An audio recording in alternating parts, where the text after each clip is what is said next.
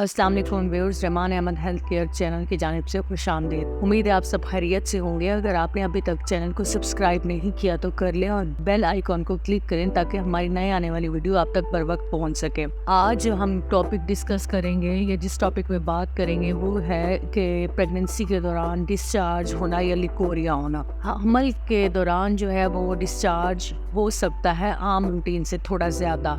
इसकी वजह ये होती है कि यूट्रस का साइज़ जो है वो वक्तन फ़वक्तन बढ़ रहा होता है और उसमें ब्लड फ्लो भी यूट्रस में पहले से ज़्यादा हो जाती है। इस ग्लैंड की एक्टिविटी जो है ज़्यादा हो जाती है और इसकी वजह से डिस्चार्ज हो सकता है। जो नॉर्मल डिस्चार्ज होता है उसकी ना तो कोई स्मेल होती है, ना उसका कलर होता है ट्रांसपेरेंट, उसका कलर होता है, कोई दर्द नहीं होता, कोई बुखार नहीं होता और कोई ब्लड नहीं होता। ये एक सिंपल और नॉर्मल डिस्चार्ज की अलामात हैं। हमल में चूँकि इम्यूनिटी जो है वो पहले से कम हो जाती है, इस सूरत में अच्छे बैक्टीरिया जो है वो कम हो जाते हैं और बैड बैक्टीरिया ज़्यादा हो जाते हैं, जिसकी वजह से वजाइना के अंदर इन्फेक्शन होने का ख़तरा रहता है। हमें पेशेंट जो है वो मुख्तलिफ डिस्चार्ज के बारे में आके बताते हैं, जैसे उन्हें येलो, ग्रीन या कर्डी डिस्चार्ज जो है वो हो सकता है और बाज़ औक़ात इस तरह के डिस्चार्ज होने में पेट के निचले हिस्से पे ख़ारिश भी हो सकती है, सम टाइम कुछ ब्लीडिंग भी हो सकती है और हल्की सी सोजिश हो सकती है।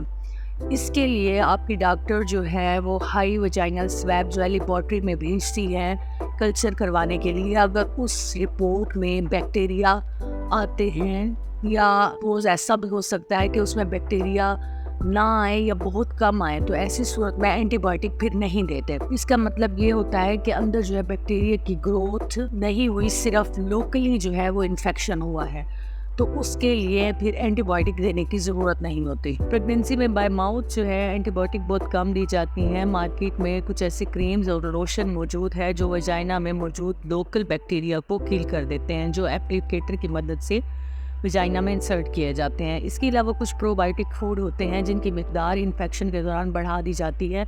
उसमें एक मिसाल जो है वो दही की है। तो हम पेशेंट को कहते हैं कि इन्फेक्शन के दौरान जो है वो दही की मिकदार लेना शुरू कर दे पहले से थोड़ी ज़्यादा।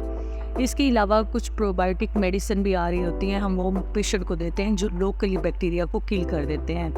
अगर ये वजाइनल डिस्चार्ज जो है वो लंबे अरसे तक रहता है तो वो वजाइना से सर्विक्स और सर्विक्स से बच्चे तक पहुंच जाता है, जिससे ये होता है कि पानी की थैली जो है वो कमज़ोर हो जाती है और बाज़ औक़ात वो इन्फेक्शन करके पानी की थैली को लीक कर देता है और प्री टर्म डिलीवरी हो जाती है, यानी वक्त से पहले जो है वो बच्चा पैदा हो जाता है। वो इसलिए होता है कि जब ये इन्फेक्शन फैलता है उससे फिर पेशेंट को जो है वो पेन स्टार्ट हो जाती है और प्री टर्म डिलीवरी हो जाती है। इन्फेक्शन में ये देखा गया है कि अगर ये क्रोनिक इन्फेक्शन में तब्दील हो जाए तो ये फिर माँ से बच्चे में भी मुंतकिल हो सकता है। तो जब बच्चा पैदा होता है तो 2-3 दिन के बाद उससे बुखार शुरू हो जाता है, तो इसका मतलब ये होता है कि माँ के अंदर जो इन्फेक्शन था उसने बच्चे को भी मुतासिर किया। तो जो पेशेंट प्री टर्म डिलीवरी जिनकी होती है और वो हमारे पास आते हैं, इसे तो हम उनसे ये पूछते हैं कि क्या आपको कोई डिस्चार्ज तो नहीं हुआ था या कोई गंदा पानी तो नहीं पड़ रहा था। तो वो कहते हैं कि हमने ऐसा हुआ तो था लेकिन हमने उसका कोई ख़ास नोटिस नहीं लिया।